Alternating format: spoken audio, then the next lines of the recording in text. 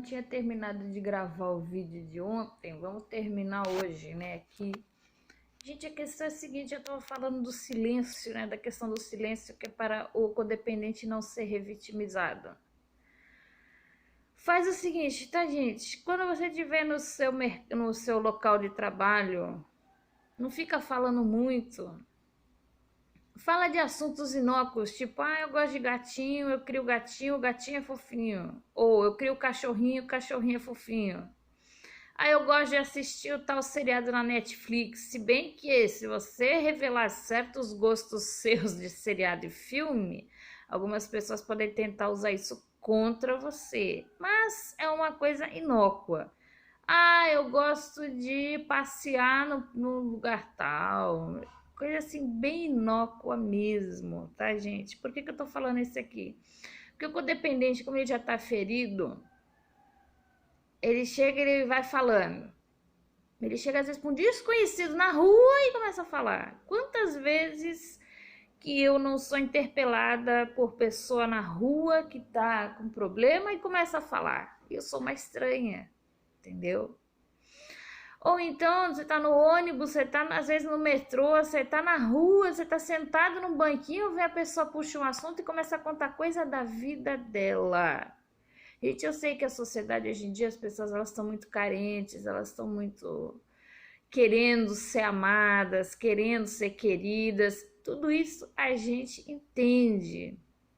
Mas vocês não podem ficar falando certas coisas da vida de vocês para estranho, porque estranho vai usar isso contra você. Talvez não use, mas e se usar? O ambiente de trabalho então piorou, porque o ambiente de trabalho mexe muito com o ego do ser humano. Mexeu com o ego, acabou. Não, sabe, entra em silêncio, sai em silêncio. Eu me lembro de uma vez que eu tinha acabado de sair de uma relação abusiva e eu comecei a falar num determinado lugar que não tinha nada a ver com relação abusiva, até porque na época não tinha muita página, não tinha muita coisa sobre o assunto. E de repente uma pessoa que estava lá, que é meio esquisita, eu não vou dizer exatamente se é ruim, se não é, se é narcisista, se não é, mas essa pessoa meio esquisita, ela me mandou uma mensagem enorme, que uma vez eu cheguei até aqui a falar. Engraçado que para mandar uma mensagem de consolo daquele tamanho ninguém manda. O máximo de consolo que as pessoas mandam é vai tudo melhorar, não sei o que. E tem gente que é tão filha da puta que chega e bota assim mesmo. Tem gente que bota assim mesmo. Mas eu já passei por isso também. Mas é assim mesmo. Mas... Entendeu? Tem gente que é assim, gente. Tem gente que chega e fala assim mesmo. A vida é assim mesmo, todo mundo tem problema. E ninguém aqui é ser psicólogo. Assim, gente, assim. As pessoas, elas falam desse jeito pra você, tá? E eu fui nesse lugar e a pessoa me mandou uma mensagem enorme. E eu fico pensando, engraçado que pra consolar alguém ou para dizer uma palavra bonita para alguém, ninguém escreve desse jeito, né? Mas a pessoa se sentiu aí no direito de escrever uma mensagem enorme, detonando, falando um monte, ainda chegou no... Mas essa pessoa me falou algo que dali para frente eu considerei acertado, eu considerei correto. Que quando a gente chega nos lugares, e eu não fazia isso até então, a gente tem que ficar em silêncio, tem que perceber o que os outros estão falando, tem que perceber se a gente vai ser bem vista naquele meio, e é só aí que a gente vai começar a falar. Pergunta mais, ouve mais e fala menos. Apesar da mensagem da pessoa ter sido grosseira, ter sido escrota, bizarra em muitos aspectos, nesse aspecto eu concordo, porque assim, as pessoas elas não têm, a gente não abre a porta da nossa casa para qualquer um. Então por que você vai ficar contando da tua vida para qualquer um? Tem gente que sente que você tá numa vibe de sofrimento só por você existir. pela tua postura corporal, pelo teu olhar, pela tua forma de falar, pela tua forma de andar. Lembra do maníaco do parque? O que ele fazia com as mulheres? Ele ia na linha azul aqui do metrô de São Paulo e ele, como naquele tempo não tinha rede social, né? Não tinha nem internet direito, estava engatinhando a internet no Brasil, quase ninguém tinha. O que ele fazia? Ele ia da linha azul e ele ia observando as mulheres, porque tinha muita gente ali na linha azul, até hoje tem, né? Ele observando e às vezes ele puxava assunto com uma, puxava assunto com outra. E o que ele fazia? Observava a postura corporal. Mas suponhamos que, apesar da postura corporal, apesar de estar se sentindo abusada, revitimizada e tal, essa mulher chegasse lá e falasse assim: ó, eu sinto muito, eu tô ocupada, vamos embora. Ele não ia poder chegar ali no meio de toda aquela muvuca do metrô, ele não ia poder arrastar a mulher. Ele primeiro a levava para um lugar isolado, com a lábia, com o papo, e depois é que ele chegava lá e estuprava, e em muitos casos ele matava. Então, já teve gente, eu tava vendendo coisa na rua, já teve gente que chegou e falou, vamos não sei onde? Eu falei, que vamos não sei onde? Eu não te conheço, não sei quem tu é, entendeu? Tinha uns que ficavam, sentavam, pô, vamos não sei onde, não, que vamos não sei onde nada, tô trabalhando, não, eu te ajudo, não, não precisa não, hein, obrigada, acabou, ninguém vai te ajudar de graça, muito menos desconhecido. E às vezes a pessoa pensa, tem uma mulher ali, uma mulher ali sozinha, sem ninguém, uma mulher na madrugada, da Rua Augusta. Já me chamaram até para fazer programa, que tem muitas ali que faz programa, né? Já me chamaram para fazer programa, mas esses que chamam para fazer programa, pelo menos se você diz não, eles vão embora, acabou. E se for um golpista, e se for um serial killer, nossa senhora, você tá falando que vai ter serial killer na Augusta? Ué, tinha serial killer no metrô da linha azul, na linha azul do metrô, aqui do lado. Ué, não vai ter na Rua Augusta? Não vai ter sei lá, qualquer canto, qualquer lugar? Gente, fiquem em silêncio. Pode até não ser alguém, um serial killer, pode até não ser um maníaco do parque, mas pode ser alguém para dar um golpe em você. Ou pode ser alguém para tentar se enfiar na sua casa, ou pode ser alguém para abusar mais um pouquinho de você. Como eu estava desabafando muito nesse lugar, que eu não vou dizer qual é, essa pessoa me mandou essa mensagem enorme, porque no mínimo ela também estava estressada com fatores da vida dela. E ela já está nessa situação. Ela terminou um relacionamento recente, ela está abalada. Vamos pisar mais um pouquinho? Vamos. Então, às vezes, se você contar que está com problema com o marido, com o ex-marido, com o filho, com sogra, com genro, com não sei mais quem, vai ter gente que vai se aproveitar para pisar mais um pouquinho em você. Pode até não ser um serial killer, pode até ser alguém que não leve seu dinheiro embora. Pode até não ser um ladrão, estelionatário, golpista. Mas pode ser uma pessoa escrota. Eu já conheci gente que assim, que ficava chamando os outros para ir na casa dela, era mulher, né? E a pessoa desabafava, falava do marido, Aí a pessoa, só para se achar, ficava, eu nunca briguei com meu marido. Quer dizer, sabe? É uma pessoa que faz um desserviço. É uma pessoa que às vezes até escuta o outro pra caramba, só pra chegar no final e falar, eu sou melhor do que você, meu casamento é melhor do que o seu. Ou pra fazer triangulação. A pessoa abusiva, gente, ela não precisa matar.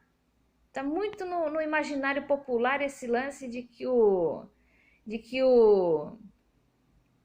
psicopata ele mata. Não, o psicopata pode simplesmente ser alguém. Uma pessoa abusiva não precisa ser psicopata diagnosticado. A pessoa abusiva pode simplesmente ser alguém que tá ali abusando, né? Tá ali abusando. E ao mesmo tempo em que essa pessoa tá ali abusando, ela pode ficar, por exemplo, aquele joguinho insidioso de triangulação, te xinga com triangulação, né? O fulano falou que você é isso e aquilo. E ela deu brecha, ninguém mandou dar brecha, ninguém mandou falar, desabafar do casamento, desabafar da família, desabafar do emprego. Então, fale o mínimo possível. Cuidado com pessoas que tentam ser suas amigas logo de cara. Tem muita gente que chega pra mim, tanto no inbox do Facebook, quanto... Gente, tem gente pedindo meu WhatsApp. Desculpa, mas eu não vou mais passar o WhatsApp. Eu tive alguns problemas com pessoas no WhatsApp. Eu não vou falar direito aqui com todos os detalhes do que problemas foram, mas eu não vou mais passar. Não é seguro ficar passando, porque eu estou a me tornar uma pessoa pública, como eu já falei milhares de vezes aqui. Eu sei que o canal não é famosérrimo, mas já teve gente que me reconheceu na rua, já teve gente que me reconheceu no shopping, e não tá muito seguro porque aconteceu um lance aí no WhatsApp que eu não vou falar com todos os detalhes do que aconteceu, e eu até decidi não passar mais WhatsApp. Gente, mas tem gente que chegou no e-mail, no inbox, contando tudo da vida. E eles vêm com uma confiança como se eu fosse de confiança. Gente, eu também sou uma estranha da internet. A sorte de vocês é que eu não vou fazer mal para vocês. Mas tem muita gente aí que vai, e tem gente que vai inclusive arrancar dinheiro de vocês. O fulano tá carente? Bora cobrar 100, 200 reais num negócio. Mas, Sara, não é todo mundo que tem 100, 200 reais. Divide em várias vezes, entendeu? Então, muita gente vai, muitos pseudo-coaches e pseudo... sei lá o quê, eles vão abusar de vocês, então fiquem em silêncio. Até na hora de se tratar com um profissional, busquem um profissional sério. Começou com nhenhenhé, o profissional do tipo... mas como é que é? Que nem quando eu falei que eu tinha medo de ir para tal lugar e a pessoa simplesmente me expulsar do tal lugar. Aí a pessoa, é que isso também pode acontecer. A mulher onde você tá ali pode vender a casa e beijo, tchau. É totalmente diferente, porque quando uma pessoa vende uma casa ou aluga uma casa, ou pede o quarto, ou pede a vaga, ou pede o apartamento, no geral ela te dá um tempo para você chegar lá, se você tá pagando em dia, né? Ela te dá um tempo para você arrumar outro lugar para você ir. Eu vou vender a casa, vou desativar a pensão, ou vou vender o apartamento, vou fazer não sei o quê. Beleza, mas ele tem que dar um tempo para você sair. Gente, eu não sei se eu tô falando bobagem, mas não é no mesmo dia. Ninguém cata seus trecos e joga no meio da rua no mesmo dia, se você não tem ordem de despejo. Quando você tá na mão de um abusador, quando você tá na mão... ele faz de tudo para você ficar 110% na mão dele. E você não tem dinheiro, e você não tem era nem beira, e ele te bota na rua de um dia pro outro. É muito diferente. Quando você tá ganhando seu dinheiro, quando você tá pagando as coisas em dia, e a pessoa simplesmente fala que vai precisar da casa que tá te alugando, do apartamento ou do quarto que ela tá te alugando, ela tem que te dar um tempo para você achar outro lugar. Se não é ordem de despejo, ela tem que te dar um tempo. Você acha que é uma relação comercial? Relação com narcisista não é comercial. Não é relação de jeito nenhum. Se a pessoa puder catar suas coisas, jogar na rua e ver você na rua da amargura, sem ter para onde ir, e for até estuprado, atropelado, melhor ainda. A cabeça deles, né? Eles são cruéis. Gente, então se você começar a ver que o psicólogo, a psicóloga tá nesse nível, ou tá no nível, por exemplo, uma vez eu fui no psiquiatra, o psiquiatra me receitou lá o antidepressivo que eu tomava na época, que eu não tomo mais, e falou assim, você já tá bem, você já tá pintando, tá até pintando unha? Não, você tá pintando unha, tá tudo certo. Então quer dizer, se a pessoa tá pintando unha, tá pintando o cabelo, tá tomando banho, tá tudo certo? Não tá. Então, chegou nesse nível, você começou a ver que a pessoa tá te revitimizando, porque no seu emprego você pode ficar em silêncio. Com amizade você pode ficar em silêncio. Com novos namorados você pode ficar em silêncio, falar básico. E se for um psicólogo, você vai ter que contar a tua história. Entendeu? psicólogo, um coach, qualquer tipo de pessoa que trabalhe com cura de relação abusiva. Cura ou processo de cura, né? Que vai demorar ainda. Você vai ter que abrir o verbo. Então, tome muito cuidado para quem você vai abrir o verbo, porque esse profissional tem que saber lidar. Se esse profissional começar a te revitimizar e começar a falar aqueles clichês de mas a vida é assim mesmo, que eu também já escutei. Mas eu também tive problema. Quando eu saí da casa dos meus pais eu passei fome. Beleza, só que assim, a sua estrutura psíquica é uma, a minha é outra, do outro é outra, e a estrutura psíquica até dos abusadores era outra. E aí, como é que você chega e fica comparando a tua história com a do outro? Não é assim. Então, se a pessoa chega começa a te revitimizar, tome muito cuidado, porque você vai abrir o verbo totalmente. E tem psicólogo, e tem psiquiatra, que é meio lelé da cuca também, né? Que vai abusar de você também. De maneira insidiosa? Sim, eles abusam de maneira insidiosa, não é de maneira direta. É de maneira insidiosa, te invalidando, dizendo que o problema quem tem é o outro, não é você, entendeu? Então, gente, começou a ver esse tipo de coisa, inclusive com psicólogo e psiquiatra? Sai fora! Tá, doutor, boa tarde, boa noite, tchau. Não volta mais.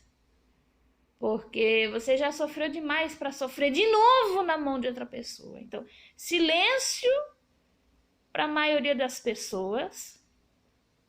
Veja quem são as lideranças, veja se essas lideranças fazem muita safadeza. Se fizer muita safadeza, eu até recomendo sair fora do lugar. Né? Se você for honesto, você não vai se crescer no lugar de muita safadeza, mentira, falcatrua.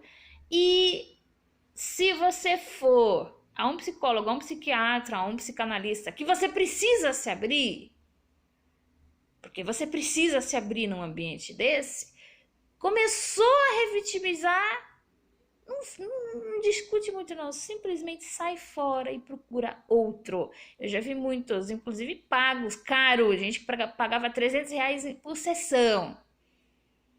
Ser revitimizado, você vai pagar para ser revitimizado? Já é ruim ser revitimizado de graça.